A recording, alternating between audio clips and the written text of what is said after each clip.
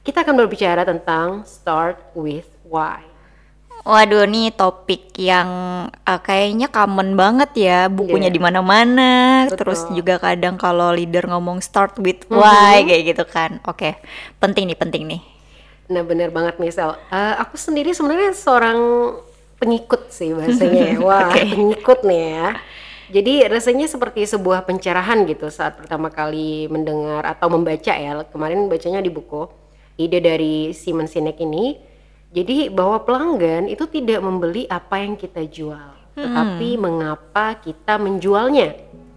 Bahwa loyalitas sejati itu juga lahir dari karena kesamaan nilainya tuh. Ah, Jadi rasanya semua itu jadi make sense aja gitu.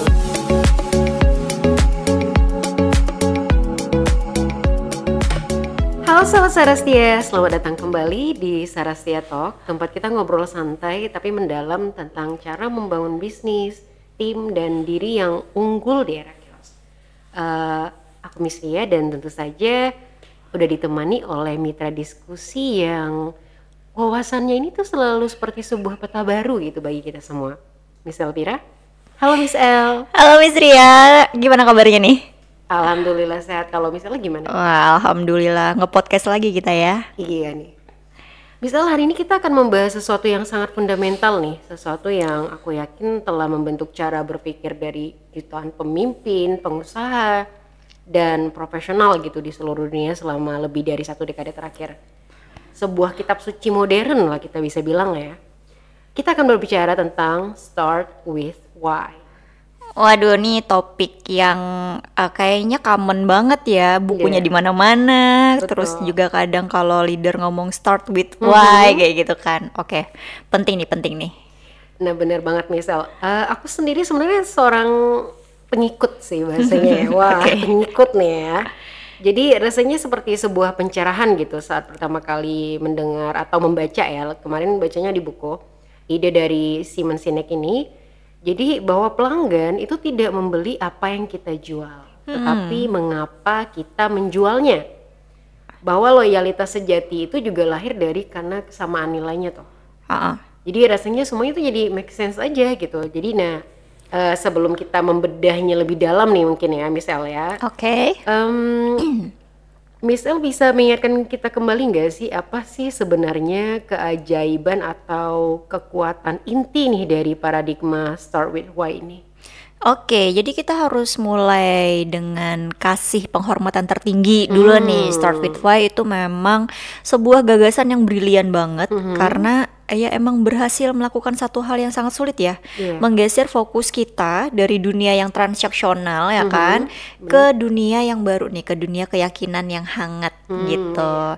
Nah, jadi kan sebelum Simon Sinek datang tuh dunia bisnis kan sebagian besar terobsesi pada apa dan bagaimana gitu Angka-angka kan. lah ya juga Betul. ya. Apa produk kita, apa fiturnya, gimana cara kita ngejual dengan lebih efisien. Nah, semua kan emang sangat rasional, sangat berorientasi pada produk ya kan. Benar-benar. Jadi emang hanya tentang fitur dan diskon aja tuh. Bener persis ya kan. Jadi ketika Simon Sinek datang itu lalu mengajukan sebuah pertanyaan yang lebih dalam nih.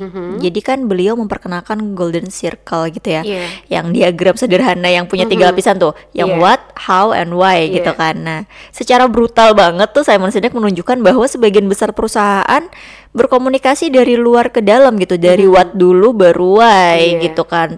Sementara para pemimpin dan perusahaan yang paling inspiratif di dunia tuh seperti Apple contohnya atau Martin Luther King Jr.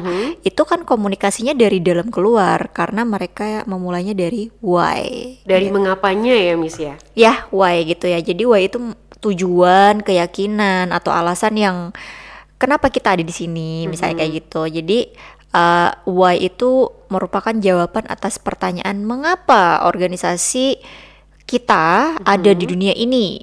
Selain mencari keuntungan tuh kenapa gitu kok Iya, ada. How itu proses atau nilai-nilai yang membuat kita unik.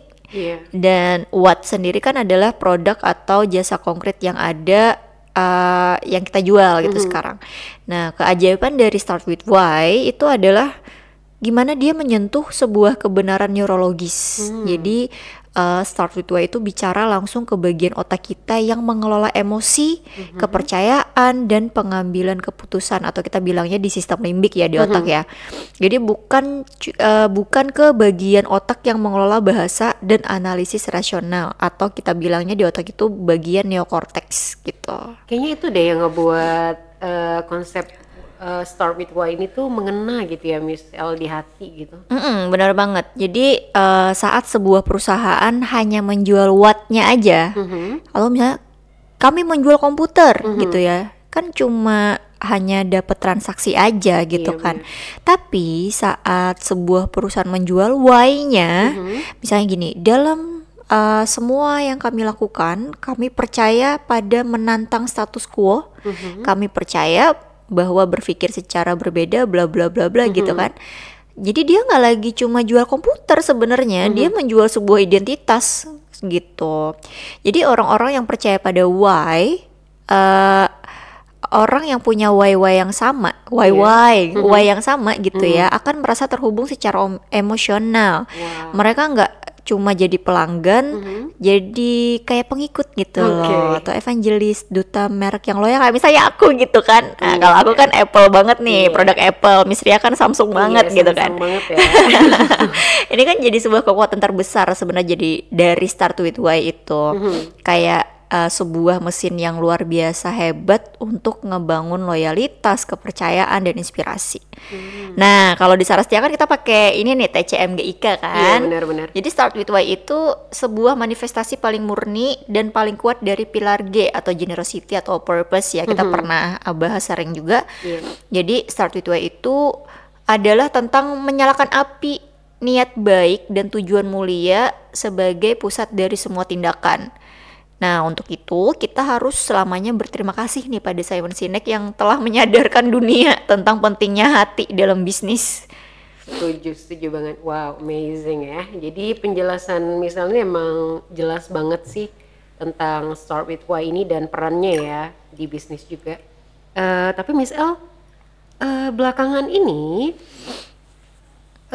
kita kan udah ada pergeseran era ya. Jadi kalau sekarang itu udah masuk di era chaos ya, yang hampir semua hal itu jadi nggak menentu gitu. Dan juga why yang mulia ini terkadang itu terasa seperti macet gitu. Jadi seperti sebuah mobil dengan mesin yang sangat bertenaga tapi bannya tuh keselip di lumpur gitu bahasanya. Kenapa ya bisa kayak gitu? Apakah sang pahlawan kita yang Start with Why ini mulai menunjukkan kelemahannya? Ya, yang Miss Ria bilang itu memang merupakan pengamatan yang tajam banget sih, Miss, gitu. Dan jawabannya terletak bukan pada kelemahan konsep why-nya sebenarnya, tapi pada medan perang yang saat ini kita coba terapin gitu. Sebuah pedang yang sangat tajam dan indah kan nggak akan berguna kalau kita mencoba makainya untuk nebang pohon raksasa. Alatnya nggak salah, tapi medannya yang berubah gitu. Kita harus menerima sebuah kebenaran yang nggak nyaman, kayak Start with Why itu sebuah mahakarya yang lahir dari dan untuk dunia yang relatif complicated dan kompleks gitu ya, dimana di dunia itu masih punya pola, masih ada aturan main yang kita bisa dalam tanda kutip rusak gitu ya, atau kita modifikasi. Tapi kita sekarang nih nggak lagi hidup di sana gitu, Miss. Maksud Miss L itu kita sekarang berada di era yang chaos gitu ya? Bener banget. Kalau di Sarastia kan kita ngomongnya era cuan ya, chaotic, terus uncertainty, ambiguity, and novelty gitu kan. Dan secara spesifik pilar chaos dan novelty-nya ini kan berbenturan gitu sama kita. Coba kita lihat gimana why yang inspiratif bertahan saat dihantam oleh dua kekuatan ini. Jadi pilar chaos itu kan sebuah kondisi di mana hubungan sebab akibat runtuh gitu ya. Jadi kayak badai di mana semua peta itu jadi usang. Sekarang nih bayangin kalau misal sebuah perusahaan teknologi yang why-nya sangat mulia gitu ya, menghubungkan kemanusiaan melalui komunikasi yang terbuka. Ini adalah why nih yang mungkin bagus banget di tahun 2010 tapi. Oke, dengan menghubungkan kemanusiaan melalui komunikasi yang terbuka ini bisa impulsif banget sih buat beli gitu karena tergugah gitu ya, beli produk mereka gitu. Iya benar. Di tahun 2010 tapi ya. Tapi kan sekarang coba kita bawa wayang mulia itu di tahun 2025. Sekarang kan dunia udah dipenuhi sama deepfake, pasukan buzzer anonim, disinformasi yang disebarluaskan gitu kan, perang cyber.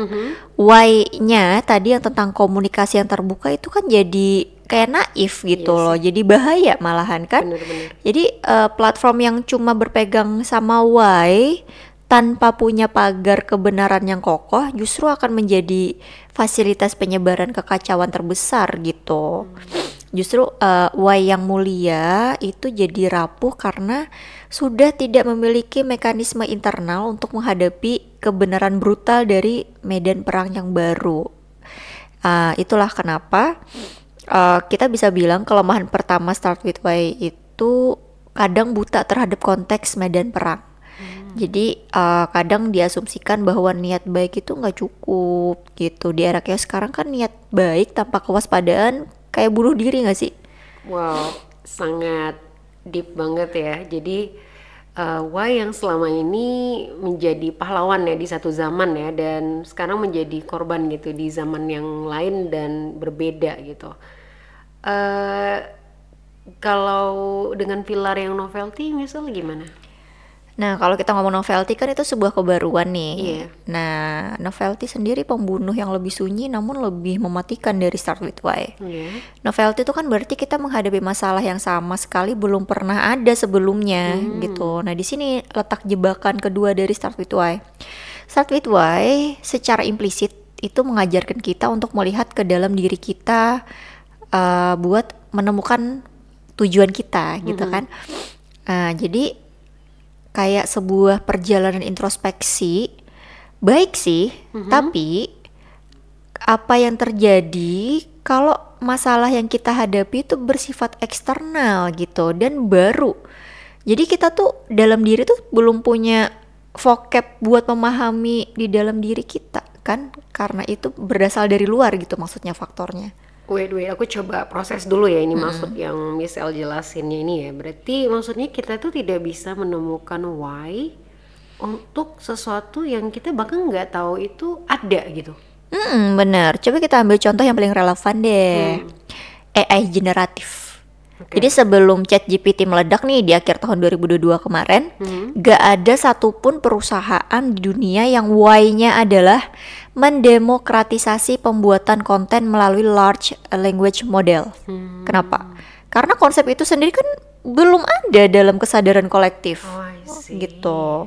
Perusahaan seperti kayak OpenAI nggak memulai why-nya dengan puitis. Mereka mungkin dengan sebuah tantangan teknis yang sangat sulit ya.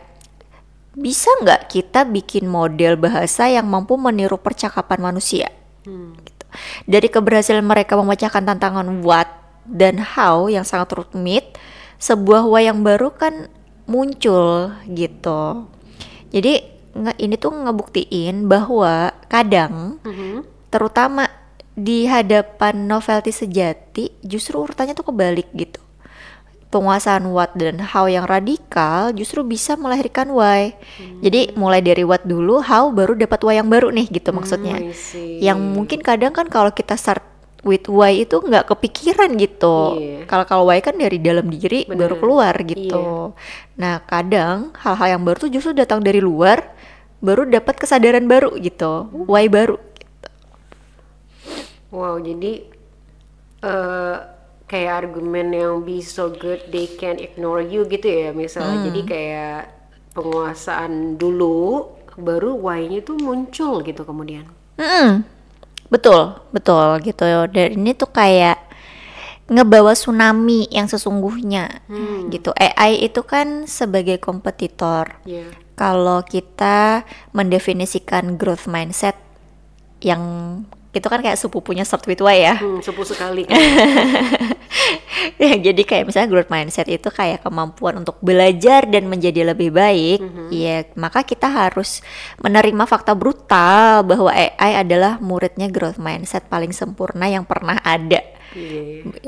Dia belajarnya cepat, adaptasinya bagus, tanpa ego dan tanpa lelah gitu ya. Benar-benar. Jadi kalau ada sebuah perusahaan why-nya hanya untuk membuat produk yang lebih baik setiap hari, maka ya dia sedang menempatkan dirinya dalam sebuah perlombaan yang sudah pasti akan ia menangkan oleh AI.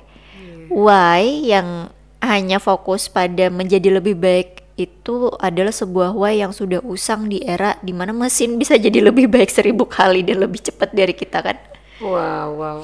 Jadi di era chaos dan AI ini, Start With Why ini menjadi rapuh karena 3 hal ya misal. Tadi pertama, Start With Why ini tidak siap menghadapi kekacauan karena sekarang udah masuk di era chaos dan tidak bisa memproses kebaruan ya, karena kan di era yang sekarang itu novelty ini hampir semua hal itu ada sesuatu yang disruptif, yang benar-benar penciptaan sesuatu yang baru banget. Dan yang berikutnya lagi, Start With Why ini menempatkan kita dalam kompetisi langsung lah gitu bahasanya, dengan mesin, dengan AI gitu. Ini sebenarnya ini adalah fakta yang mungkin brutal ya kita bisa bilang ya. Kebenaran yang memang nggak nyaman tapi harus, ya faktanya memang begitu kayak gitu. Iya, ya sebuah fakta yang nggak nyaman tapi harus dihadapi gitu kan. Iya. Apalagi ini kan baru ujian pertama gitu. Oke, Miss L kan udah secara brutal nih menunjukkan bagaimana Start With Why yang kita agungkan ini ternyata rapuh gitu saat dihantam oleh badai chaos dan tsunami AI dari luar. Sekarang aku ingin menariknya ke dalam nih Miss L, ke sebuah medan perang yang jauh lebih sunyi namun seringkali mematikan. Waduh, ruang rapat. Aku yakin banyak banget dari pendengar kita ya, sobat-sobat Sarastia yang sedang menyimak juga, mungkin yang merupakan pemimpin atau manajer pernah mengalami ini gitu. Jadi sebuah rapat yang dimulai dengan semangat kolaborasi, tapi itu bisa berakhir dengan frustasi dan sakit kepala. Sakit kepalanya nggak cuman sekali keliling, 7 keliling gitu. Kayaknya lumayan klasik banget kayaknya di dalam ruang meeting itu juga. Itu kayak ada perang saudara gitu bahasanya dari banyak organisasi ya. Let's say contohnya mungkin kayak gini. Ada tim penjualan dan tim produksi gitu. Dan secara metafora mungkin ya, mereka itu bertarung gitu jadinya bahasanya. Di satu sisi ada tim penjualan nih yang penuh semangat. Jadi why mereka kan mulia juga gitu, yaitu membantu pelanggan sukses dan memenuhi setiap janji yang dibuat gitu oleh organisasinya mereka gitu. Oke, dan di sisi lain ada juga tim produksi nih, mereka juga punya why yang mulia banget juga gitu. Let's say why-nya mereka adalah menjaga kualitas produk tertinggi dan efisiensi lini produksi agar perusahaan tetap sehat. Nah, keduanya punya why yang sangat kuat dan sangat benar. Tapi mengapa saat mereka bertemu nih misalnya untuk membahas satu permintaan pelanggan yang custom, yang terjadi tuh justru perang suku gitu. Oke, yang Miss Ria bilang tadi tuh sebenarnya Miss Ria lagi nge-highlight retakan fundamental ketiga dari paradigma Start With Why saat dia berdiri sendiri. Jadi benar banget, secara teori dua why yang sama-sama mulia seharusnya kan menciptakan sebuah simfoni yang indah gitu. Tapi pada prakteknya justru sering banget nih menciptakan sebuah disonansi gitu ya, sebuah kebisingan. Tahu tadi kata misalnya perang saudara gitu. Jadi emang itu sebuah fenomena yang kita sebut perang suku antar niat mulia gitu ya. Jadi ini terjadi bukan karena orang-orangnya jahat atau nggak kompeten, tapi terjadi karena memang adanya cacat desain yang fatal dari dalam filosofi Start With Why itu sendiri. Cacat desain, wah ini istilahnya serius nih. Coba dong elaborasi lebih Miss El, ini maksudnya cacat desainnya ini nih seperti apa nih di Start With Why ini? Oke, serius banget ya. Cacatnya itu start with why, tidak memiliki wasit kebenaran yang disepakati bersama. Gini ya, why atau purpose pada hakikatnya kan adalah sebuah keyakinan internal yang bersifat emosional, Iya. atau kita bilangnya G ya, generosity. Iya benar. Jadi why ini tuh kayak kebenaran versi hati kita. Oke. Jadi kalau saat tim penjualan bilang why kami adalah kepuasan pelanggan, ya mereka tulus gitu. Itu adalah kebenaran yang mereka apa ya, terima gitu kan, yang mereka buat, yang lahir dari interaksi setiap hari dengan pelanggan yang punya masalah gitu. Oke. Tapi di sisi lain, kalau tim produksi bilang why kami itu adalah menjaga standar kualitas, itu juga tulus gitu. Kebenaran yang mereka lahirkan dari tanggung jawab untuk menjaga nama baik perusahaan dan efisiensi jangka panjang. Sama-sama benar kan? Gitu. Masalahnya saat kedua kebenaran subjektif ini berbenturan di ruang rapat, apa yang terjadi? Ya nggak ada yang menang gitu kan. Iya. Yang ada cuma kayak sebuah perdebatan tanpa akhir, debat kusir Iya, gitu ya, benar. karena nggak ada sebuah kebenaran objektif, atau kita bilang kan disyaratnya the truth gitu ya. Nggak ada the truth yang lebih tinggi yang bisa jadi penengah atau wasit tadi dari perdebatan tersebut. Oke, jadi ini seperti dua orang dari dua negara yang berbeda dan berdebat tentang makanan mana yang paling enak gitu ya. Jadi kan nggak pernah ada jawaban yang benar ya misal, karena subjektif banget gitu. Dan ini ya tentunya akan menjadi perdebatan yang melelahkan gak sih? Iya, betul. Analoginya bagus banget, Miss. Masing-masing akan mempertahankan kebenarannya itu sampai akhir gitu. Coba kita pakai dialog nih misalnya. Iya. Ini ada manajer penjualan nih ngomong dengan penuh semangat gitu kan. Kita harus penuhi permintaan klien X untuk kustomisasi ini. Mereka tuh klien terbesar kita gitu kan. Why-nya kita kan kepuasan pelanggan, kata Iya. manajer penjualan gitu kan. Terus dia lanjut lagi nih, kalau nggak fleksibel mereka akan lari loh ke kompetitor gitu. Iya. Nah, valid banget kan Iya, dari benar. sudut pandang manajer penjualannya gitu kan. Iya benar. Nah, terus sisi lain nih, manajer produksi bilang lagi ngebales gitu kan dengan nada yang sama gitu. Nggak mau kalah. Oh nggak bisa gitu kan. Why kita itu kualitas dan keandalan. Wah. Kalau kita ngerubah lini produksi hanya untuk satu pesanan custom, kan itu mengacaukan seluruh jadwal produksi untuk 10 klien yang lain. Loh, coba resikonya cacat produk, naik harga per unit. Ini kan mengkhianati why kita untuk menjaga kesehatan perusahaan, kata manajer produksi. Waduh. Nah, semuanya sama-sama benar di sudut pandang why-nya masing-masing gitu. Nah, coba apa yang terjadi selanjutnya? Ya diskusi ini kan cuma muter-muter aja gitu kan, sampai gak ada solusi. Kadang kan gitu, malah marah-marahan gitu kan. Karena setiap pihak tuh akan ngerasa pihak lain itu nggak memahami gitu kebenaran-kebenaran yang dipegang sama pihak lain. Tim penjualan tuh akan ngerasa tim produksi itu kaku dan nggak peduli pelanggan, tapi tim produksi juga ngerasa tim penjualan tuh sembrono gitu kan, nggak peduli sama kesehatan perusahaan. Jadi resep pasti untuk kebuntuan strategis dan kebencian antar departemen tuh ya kayak gini gitu. Ini kayak ibarat ngomongin based on true story ya sih. Berasa ya? Iya. And aku perhatikan juga kayaknya fenomena ini tuh semakin menjadi-jadi gitu dengan hadirnya generasi yang lebih muda ya, kayak Gen Z nih. Jadi dan mereka kan Gen Z itu sangat berpegang teguh pada nilai dan purpose-nya mereka ya.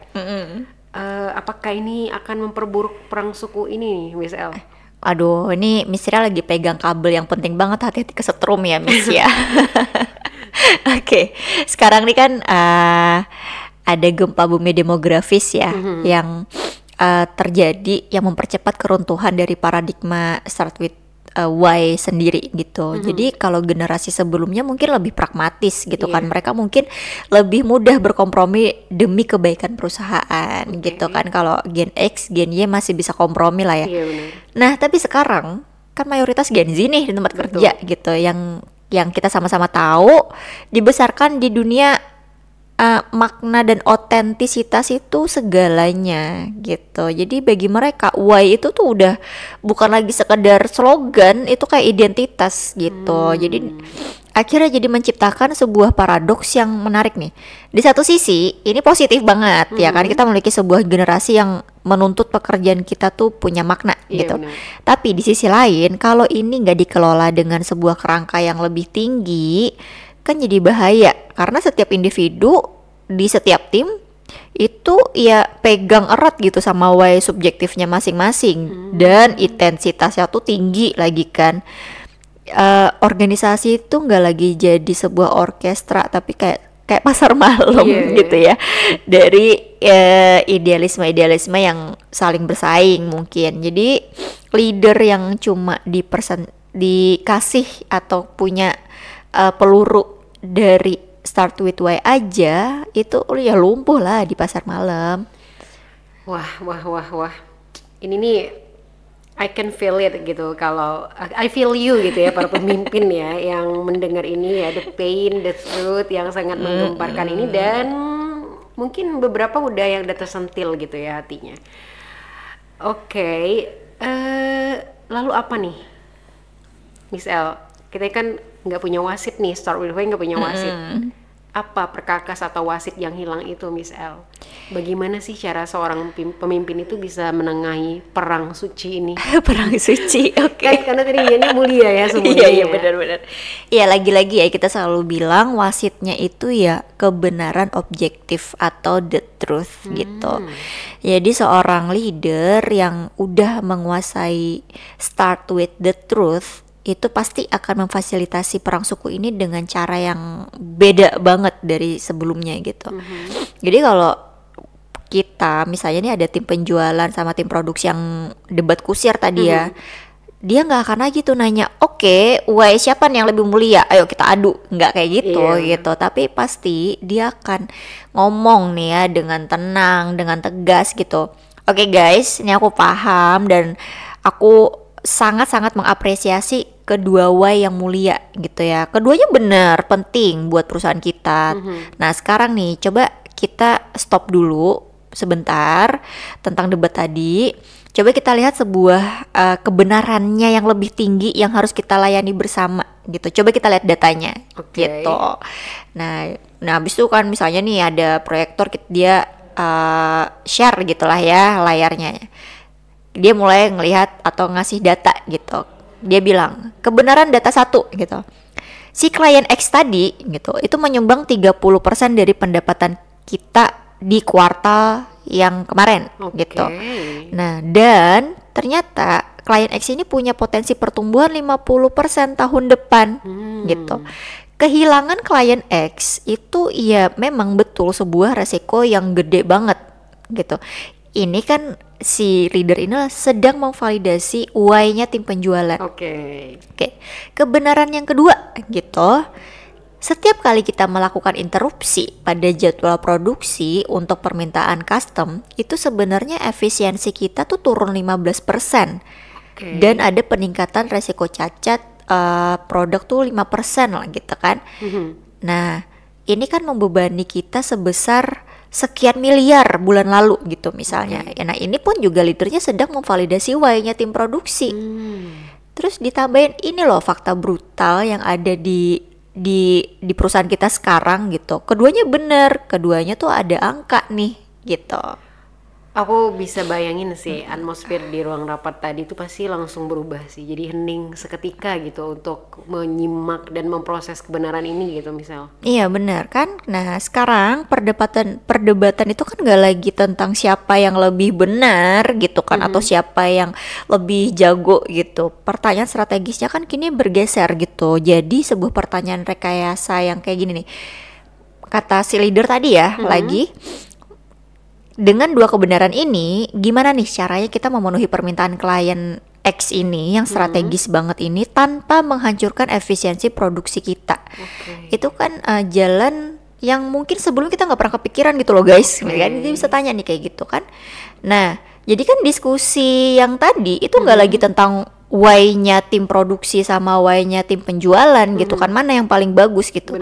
Tapi diskusi ini tuh udah jadi pindah gitu. Gimana cara kita menari atau mengawinkan kedua kebenaran ini gitu. Ini kan bergeser gitu dari perang ego jadi mencari pemecahan masalah yang kolaboratif.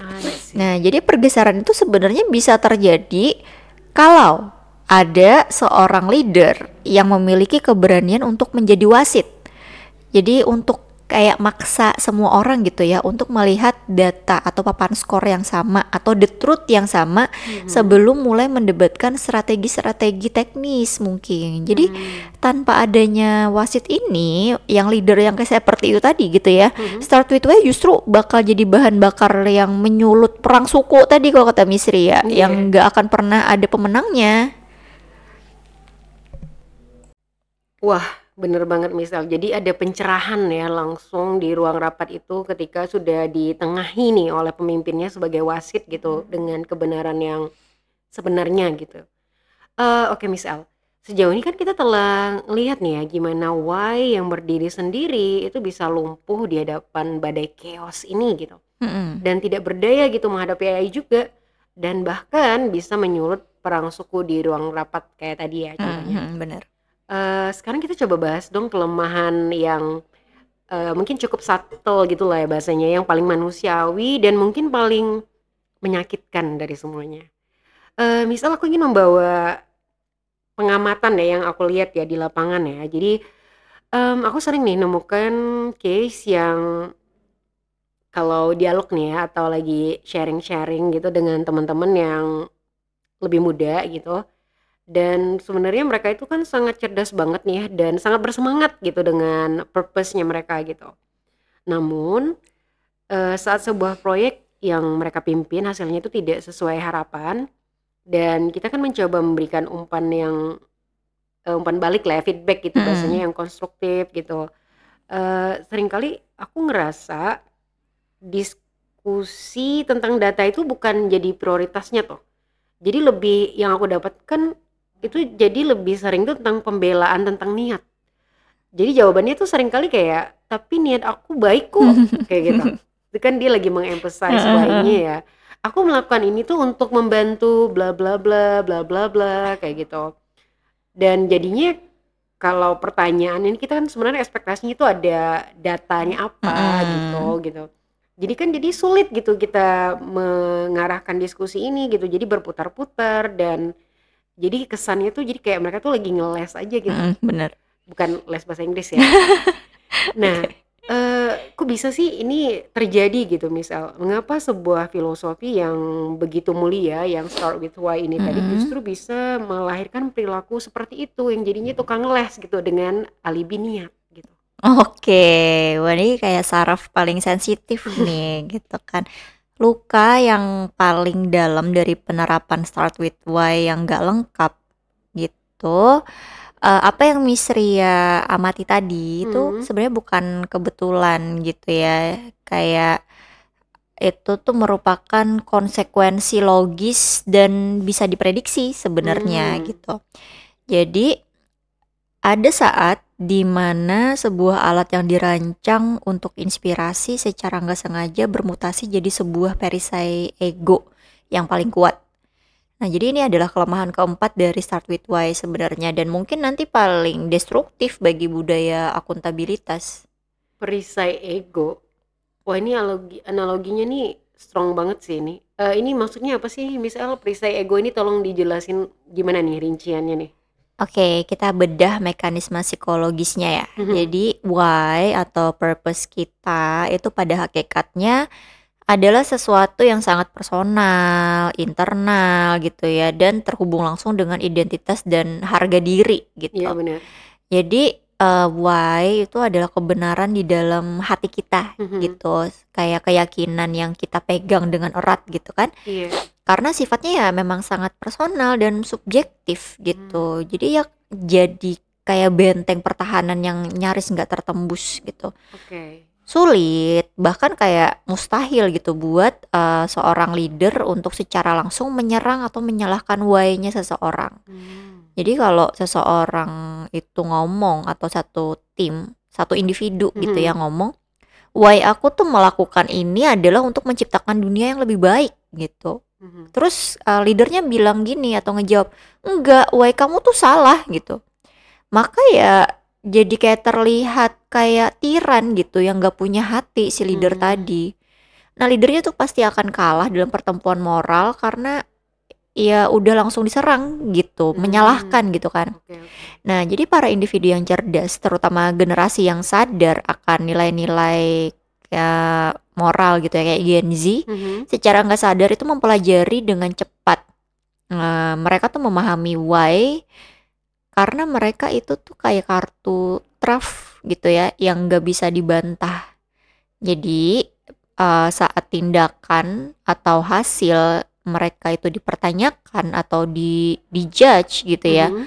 refleks pertahanan mereka yang paling gampang itu ya dengan mengalihkan percakapan kembali ke niat. Kan mereka tadi niatnya baik gitu. Oke, jadi ibarat ini tuh sebuah mekanisme ngeles yang canggih ya, berarti ya. Diplomatis banget gitu ya. Iya, iya. Jadi mengubah diskusi tentang fakta menjadi diskusi tentang moralitas gitu jadinya. Iya, betul banget, Miss. Jadi kayak pergeseran medan perang dari daratan yang objektif ke langit yang subjektif I gitu. see. Nah, coba kita lihat skenarionya ya. Ini ada leader yang cuma dipersenjatai dengan start with why. Mhm. Mungkin bakal mulai dialog atau ngomong kayak gini. Guys, hasil penjualan dari kampanye ini 0. Kenapa nih kok bisa kayak gini? Gitu kan. Terus ada tim nih yang udah terlatih gitu kan Iya. dalam seni membela Membela why. Seni membela diri gitu ya, Iya, defense menggunakan gitu perisai kan. why ini ya. Jadi dia bilang gini, bisa aja dia jawab gini. Emang hasilnya belum kelihatan, Pak. Tapi kan why kami meluncurkan campaign yang membangun sebuah narasi otentik dan jangka panjang buat pelanggan, bukan cuma buat jualan. Niat kami kan untuk ngebangun hubungan, bukan transaksional gitu. Nah, ngeles kan? Jadi apa? Canggih sih itu. Ya kan? Apa yang bisa kita lakukan kalau udah dengar jawaban kayak gitu kan stuck ya kan, bener Iya. why-nya mereka. Jadi kalau kita terus menekan pada angka penjualan, ya kita nggak akan lihat tidak akan terlihat kayak pemimpin yang peduli pada apa ya, nggak akan ngelihat hasil mereka gitu, cuma kayak outputnya aja yang dilihat angkanya doang gitu kan. Jadi seolah-olah kita tidak menghargai niat mulia timnya gitu. Jadi puter aja di sana diskusinya kan gitu. Oke, aku bisa imagine sih, ini pasti kayak frustasi gitu sih. Tapi gimana ya, seorang pemimpin yang let's say yang telah menguasai start with the truth ini bisa menghandle situasi yang sama persis ini, Mas?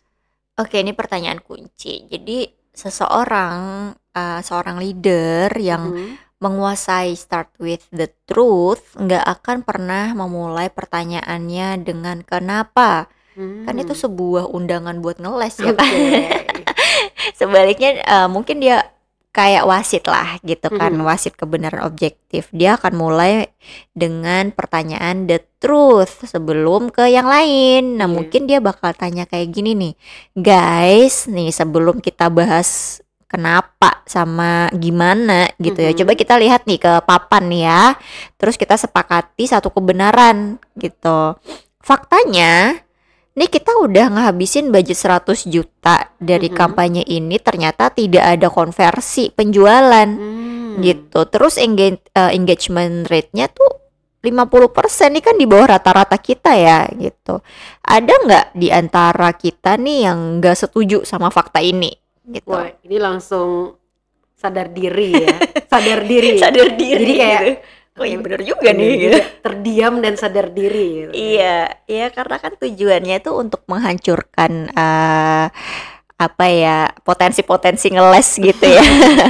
Jadi dengan semua orang itu sepakat kalau kebenaran objektifnya itu udah bener, udah emang faktanya kayak gitu. Nah, leader tuh baru bisa melanjutkan ke pertanyaan berikutnya yang masih fokus aja sama realitas. Ini bisa nanya kayak gini kan. Oke, ini kan faktanya udah bener nih kan, kita udah sepakat. Nah, coba sekarang itu tuh kita lihat ke belakang. Coba kasih tahu dong tindakan spesifik yang kita lakuin yang bisa bikin kayak gini tuh kenapa gitu. Terus analisisnya apa, coba kita mulai menganalisis yang cerdas nih ya, biar kita tahu gitu bahwa ada hal yang salah nih yang kita lakukan gitu. Nah, baru setelah itu kan kita atau tim itu bisa membedah kegagalan itu mulai dari tindakan, analisis gitu. Nah, itu tuh dibedahnya secara objektif. Baru deh pemimpinnya atau leadernya tuh masuk ke pilar G, ke hati gitu ya. Bukan lagi nanya apa niat baikmu karena semua orang pasti udah punya niat baik. Bener. Tapi berubah nih pertanyaan jadi kalau dengan kegagalan seperti ini, niat yang mana yang harus kita koreksi biar nggak terulang lagi melakukan hal yang salah nih, karena kan ini udah gagal gitu. Nah, jadi kan pondasi start with the truth, why-nya itu udah nggak lagi jadi perisai buat ngeles gitu, tapi kayak sebuah objek yang mungkin harus dipertanyakan juga gitu untuk bisa disempurnakan. Oke, wah ini benar-benar jadi mengubah cara mainnya ya. Jadi start with the truth itu jadi itu adalah tentang menciptakan sebuah hierarki gitu ya, dimana why-nya itu harus bersujud gitu ibaratnya ya, bersujud pada the truth-nya gitu, karena emang udah dikasih the truth-nya dan itu emang kebenaran yang memang yang nggak nyaman tapi itu adalah faktanya gitu. Tapi Miss El, ini kan baru satu kelemahan ya. Aku merasa ada satu lagi nih jebakan dari start with why yang sering kali kita alamin ya. Terkadang tuh why yang agung ini itu justru terasa seperti sebuah beban yang melumpuhkan. I mean, seolah-olah kita tuh harus menemukan panggilan jiwa kita dulu gitu sebelum kita mulai bekerja. Oke, ini Jadi harus ada calling gitu. oh iya, oke.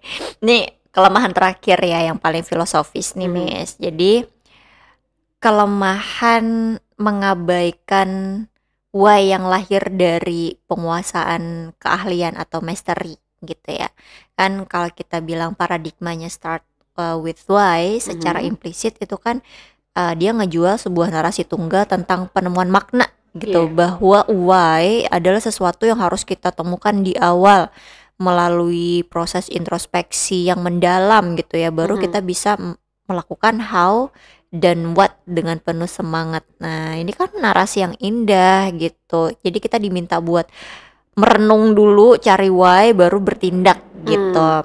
Nah, tapi secara brutal sebenarnya tuh start with why ini mengabaikan sebuah jalur penemuan makna yang lain yang mungkin sama validnya, yang jauh lebih umum gitu, yaitu ketika why yang otentik itu justru lahir dari kecintaan pada what sama how. Oh ya?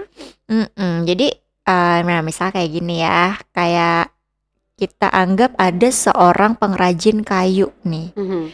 Mungkin dia mulai karirnya itu dengan sebuah why, gini, pengrajin kayu itu mungkin ketika dia bekerja, dia nggak mulainya dari why dulu gitu. Kayak misalnya why aku menyatukan manusia dengan alam melalui furnitur, mungkin dia nggak ketemu why-nya itu di awal ya kan. Gak kamu sih kalau nemu. Iya, mungkin awalnya tuh ya aku butuh uang untuk makan. Oh iya, itu gitu paling kan praktis banget ya kan. Tapi kemudian nih si pengrajin kayu ini mendedikasikan dirinya pada penguasaan keahlian mastery gitu ya. Jadi dia terobsesi pada how. Wah, gimana nih cara motong kayu dengan presisi tertinggi gitu. Wah, gimana nih cara bikin sambungan yang paling halus gitu kan. Akhirnya lama-kelamaan dia jatuh cinta pada proses kerja itu sendiri gitu. Passionate gitu ya. Nah kan kalau dulu tuh kita tahu nih yang habisin 10.000 jam dulu buat jadi ahli gitu kan. Nah dari proses penguasaan ini kadang cintanya itu lahir gitu, cintanya lebih dalam terhadap kayu sama pahatnya gitu. Nah akhirnya di perjalanan karirnya itu dia menemukan why-nya yang jauh lebih otentik dan mendalam gitu. Kayak tadi gitu, why-nya mungkin bisa jadi kayak gini, melestarikan seni kerajinan tangan di tengah dunia mesin. Gitu. Why ini kan gak ditemukan di awalnya kan pengen duit aja gitu. Iya, tapi setelah melakukan tiba-tiba jatuh cinta gitu kan. Ada tuh pepatah Jawa, Miss, aku lupa bentar. Cinta Tresno biasa. Tresno iku jalaran soko kulino, kalau nggak salah. Jelek banget bahasa Jawa itu kalau nggak salah cinta karena biasa. Iya, karena cinta karena terbiasa. Iya, nah benar, gitu. itu itu termasuk aliran juga tuh. Iya betul. Oke. Jadi start with why ini kan seolah-olah hanya mengakui satu jenis nabi yang tadi harus ada calling dulu, udah dapat wangsit dulu nih Heeh. baru menyusun strategi gitu lah bahasanya Mm-mm. ya. Berjalan dengan apa yang diyakinin. Tapi kan ternyata bisa jadi cinta itu datangnya belakangan karena Mm-mm. dari aktivitas atau mungkin sesuatu yang kita lakukan berulang-ulang dan tiba-tiba itu muncul gitu ya. Dari Mm-mm. pembiasaan itu ya gitu. Nah, jadi Start With Why ini dia mengakui cuman satu jenis nabi nih. Mm-mm. Dan yaitu nabinya ibarat nih ya, itu adalah yang mendapatkan wahyu di perjalanan awalnya dia gitu. Mm-mm. Padahal kan masih ada nabi-nabi lain yang mungkin mereka itu menemukan wahyunya di tengah jalan melalui kerja kerasnya mereka tadi. Ya Kayak benar gitu. banget. Jadi start with why dalam kemurniannya secara nggak sengaja menciptakan sebuah tekanan psikologis ya, kayak bikin banyak orang, terutama yang muda-muda nih kayak Oke. anxious gitu karena mereka tuh belum menemukan Apa why. tujuan hidup aku Iya gitu ya. betul, apalagi kan kayak midlife crisis gitu gak Iya. sih? Jadi bisa melumpuhkan sebenarnya, kayak bikin orang-orang muda ini terus-terusan mencari panggilan jiwa yang abstrak gitu. Jadi alih-alih mulai kerja aja dulu gitu Iya. kan, dan nemuin proses dari menemukan cinta dari proses-proses pengerjaannya itu, dia justru malah bentar aku nyari why aku dulu Iya, gitu bener. baru mulai kerja. Nah gitu. Jadi itulah vonis terakhir kita ya, start with why nggak cuma beresiko menciptakan perisai ego, tapi juga menyajikan sebuah peta yang gak lengkap tentang gimana manusia tuh menemukan makna.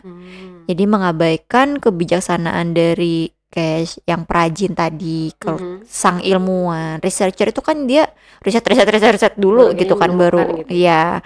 Atau mungkin atlet gitu ya, mereka nemukan why-nya kan bukan dari melihat ke dalam, tapi mereka tuh bekerja, latihan, mencurahkan seluruh jiwa pada kesempurnaan apa yang mereka lakukan, makanya mereka cinta gitu dengan itu. Wow, amazing ya. Ini luar biasa banget sih Miss El. Ini tuh otopsi yang lengkap banget sih. Jadi Start With Why ini bisa menjadi perisai ego dan juga menciptakan perang suku dan bahkan melumpuhkan potensi karena menyajikan peta yang gak lengkap. Jadi setelah mendengar semuanya ini, aku jadi bertanya-tanya nih, jika Start With Why aja itu nggak cukup, lalu apa sih pondasi yang benar-benar kita butuhkan untuk memimpin di era chaos ini? Nah, tapi ini kita nggak bahas sekarang guys. Jadi kita akan membahas ini di podcast berikutnya. Jadi Sobat Sarastia, jangan lupa untuk mengecek informasi terkait kelas di Sarastia dan juga artikel dan juga podcast yang ada di website kami di sarastia.com. Cukup sekian untuk podcast kali ini. Saya Miss Ria. Bye-bye.